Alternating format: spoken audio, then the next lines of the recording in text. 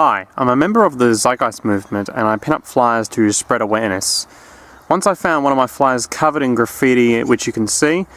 I'm not going to read it here, but you can pause this video in a moment to read it. But this video is in response to this sort of graffiti.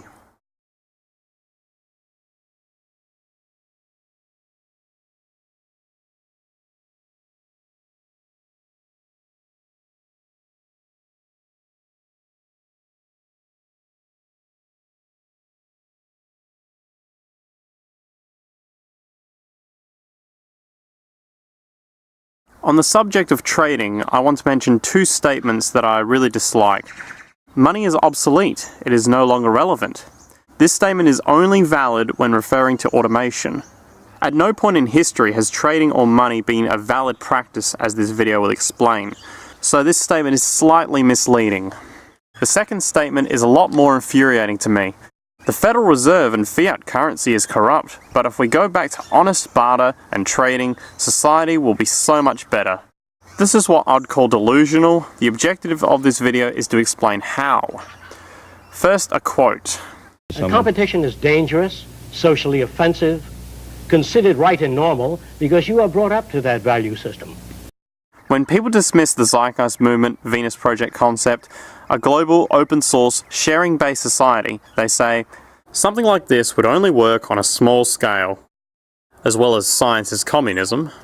Considering this dismissal, this video will explain how trading doesn't work on the small scale and therefore the large scale. So let's imagine we have a small group of people who generally have the same amount of property or wealth. These people are under the impression that trading their goods and services will prosper them.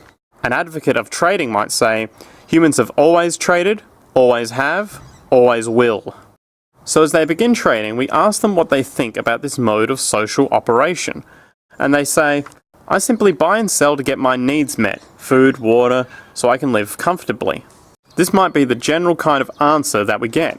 But there's a phenomenon which occurs in this kind of social atmosphere that wishes to be ignored by trading advocates. My suggestion why is because they suffer from the following condition, and they are in denial of it and wish to normalize it. Like a gambling addiction, a trading addiction occurs where people don't want to maintain equilibrium, and they want to gain more wealth for themselves. This is not a human nature, it's an addiction, and can also be slight brain damage, where you lack empathy for your fellow humans, so you're a better competitor. To be proud of this is disgusting. People who gain a lot of wealth have to keep claiming the lie, probably while they're doing vastly unequal exchanging. There's nothing wrong with trading. Our red friend here represents a social wealth addiction. It goes around to many people to trade with, and attempts to swindle more wealth into its hands by always getting the better end of the deal. This mathematical inevitability increases absolute poverty, people who don't have their basic needs met, and relative poverty, where healthy social interaction is lost and replaced by a trading addiction. As a metaphor, it's like a casino getting built at a peaceful town, and it corrupts the local social values, like pollution corrupts a stream.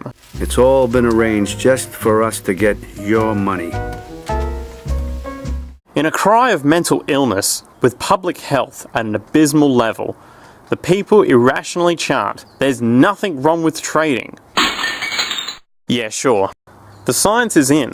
The more a society is based on sharing instead of trading, the more equal it is, the healthier, and the less violent it is.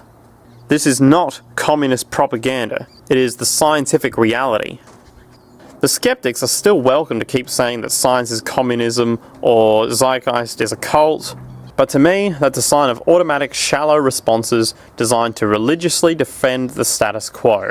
It's laughable that these defenses actually work.